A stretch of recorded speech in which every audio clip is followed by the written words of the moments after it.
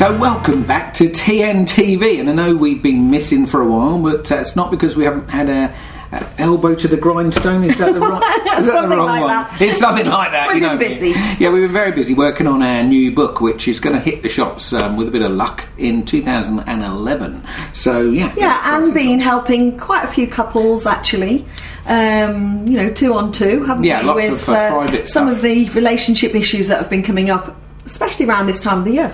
Yeah, and of course here we are, mid-February time is the time where, love is in the air and all of that sort of stuff. But, the sad thing is that January is, of course, considered to be the month of the year where we get more divorces than anything else. Statistically and we true. were, for our book, in fact, and the publishers looking at some of the statistics and thought, my gosh, maybe we could just share some of that, because it is quite scary how we've ended up in this getting in and out of relationship stuff in such a bad way, really. I mean, your chances, according to the statistics, of surviving in your marriage is less than 50% now. 56%, according to the National Statistics Office, of marriages actually fail now. And it's much more for second marriages, of course, yeah? Yes, something like 75%, because, as we often have said, is that, we make the big mistake, as we have ourselves been through that, make the big mistake of thinking it's about the other person and actually just trading them in for somebody else and getting married again. So it's 75% and 85% failure rate in third marriages. Yes. Anyway, we'll give you some more statistics in a minute. But, what's the number one reason that marriages really break down? Well, of course, the National Statistics Office says one thing, really. It jumps out at you. But it's very unclear, really, because it says it's behaviour. 20-odd% cite adultery, which is pretty scary. But actually, what behaviour is it? Well, our experience has shown us that one of the biggest challenges with relationships is that intimacy starts to break down. Intimacy, in the bedroom, basically, starts to break down. But of course, we always have our famous saying. Our famous saying is, whatever happens outside of the bedroom is going to happen inside of the bedroom. And I think that's why, even though statistics are very broad, where they just say behaviour, again, what our experience has been is that, life gives us all stresses with money and, kids and work and, whatever. And of course, our behaviour that comes from that is what causes our relationship to break down, and therefore then that culminates in the bedroom issues, the intimacy issues, the sex issues being pretty much like what we see is like the number one thing that really causes the divorce rate. But the really most interesting bit from our viewpoint is that it's almost like people don't know how to be intimate. And if you think about it, did you get taught at school how to be intimate with a girl if you're a guy and a guy with a girl? No, you learnt behind the back of the bike sheds in my day, and what your mate said if you were a guy, and the girls, I'm sure, were talking about something in the girls' toilets, So we're also affected by the media. I mean, some of you will know that, we've written for loads of magazines, and, literally, I as a woman am pretty horrified by the fact that people like Cosmopolitan and Scarlet and Red won't actually print our kind of philosophy, because they say the women of today will not tolerate anything unless it's not man bashing, basically. It's like Indeed. But of course, the sad thing is that they're the very women as well that really, really struggle to get in a long-term relationship that really lasts.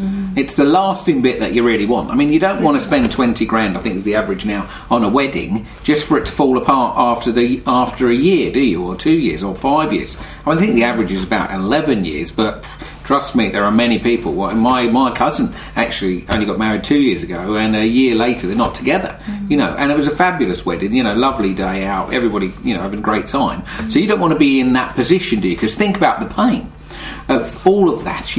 And it's also not just people who get married, is it? I mean, what we really want to kind of talk to you about is the fact that so many marriages are breaking down. The statistics about, sadly, non-married people with children the relationship breaking up before they're 5 years old, the children are 5 years old. And then there's the dreadful statistics about infidelity, aren't there? Absolutely. Which is, very risky. Very scary. So, one of the things that we have always said, and at our events, we've obviously done hundreds of events where we've helped lots and lots of people, but the thing that stands out at us most, which is what we wanted to share with you today, is our lack of understanding of intimacy. Yes. That's in the bedroom, why it doesn't work, what needs to happen to get it to work really well. Now, of course, in the UK, it tends to be a bit of a taboo subject, even in the modern world for the youth today.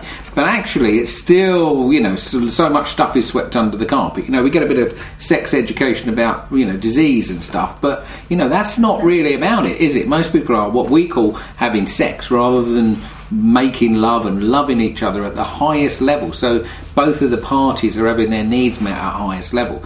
So if you think at the moment, look, just think to yourself, look, how's my relationship? If you scored your relationship on a scale of 0 to 10, 10 being, oh my God, it's the best it's ever been, both inside and outside the bedroom, we are just the best ever, then fantastic, well done. Take a moment to pat yourself on the back, because you are a very rare creature indeed. Very rare. If you're scoring at 8 or 9, you're still very, very, very, very rare. So 8, 9s or 10s, all good. Maybe if, there's always something else new that you could learn. But if you scored 7 or less, we all say, look, 7 is crap. Because at the end of the day, if you're a 7, then you're not going to be really feeling good about this. It's not, you're going to not feel really close together. There's going to be little things that niggle you, that the other person does, or you feel, or whatever it is for you. And just think about it. If that's happening for you outside of the bedroom, so in your day-to-day life, then when you go to bed, if you go to bed together, it's, a lot of people don't nowadays, then, how does that affect your intimate life in the bedroom? And you'll be amazed, if you're giving it a 7 outside the bedroom, it's unlikely you're going to be giving it a 10 in the bedroom. Well, that's right. Actually, it's a good example. We were working with a couple recently where actually, they've been together a long time, they've got the stresses and strains of modern day life with money and the business and all those sort of things. And they actually scored their relationship, because they're pretty, supportive of each other in these times, at something like an 8 out of 10. And then we started talking to them about whether they're having their needs met in the bedroom, and we're asking them about their, intimate life, and they were down at 1 and 2 out of 10. And, just not understanding each other's needs, not being able to quite often really communicate about it either, not being able to talk to each other about the fact that their needs are not being met. And, quite frankly, as so many people say, we've got no clue what to do about it.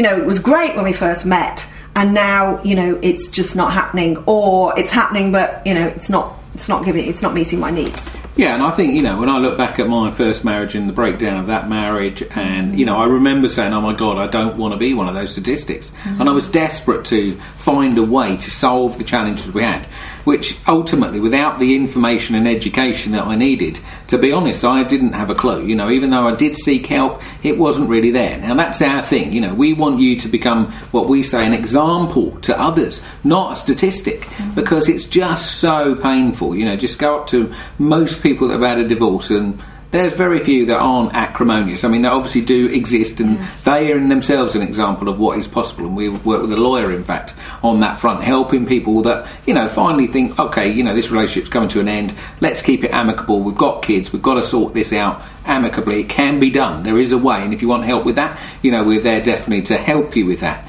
But actually, for most people, it's a pretty painful situation, one way or the other. And if there's kids involved, you might as well multiply that all up by 10. Just take some of the stars at the moment. I could just think of Jordan and Andre. Look at the pain in these people's lives, and obviously they've got the camera up their nose every 5 minutes. But, they are an example of what is happening in people's lives right now, right across the country. So, and what we want to do is help you avoid getting to that awful position where it's just too late to do anything about it, because you're so disconnected that you're, in front of the divorce lawyer. Indeed. So if you want to learn more about intimacy and love and how to keep that relationship so that it lasts, with the love that you really want to, make this time of the year, the Valentine's time of year, really real for you, not just for an evening, we're having a candlelit dinner, but, every day is Valentine's Day for us, and I believe it can be for everyone, but you do need to learn how to make that happen. Yeah, everybody's asked, how do we reignite that passion, when it seems very, very difficult? Yes, indeed. So I'm sure young Nick, our man that looks after our marketing, is going to have some sort of email attached to this video for you to learn a bit more. So no doubt there'll be a place to pop your name and email address if you're interested in learning more, so that you become an example and not a statistic.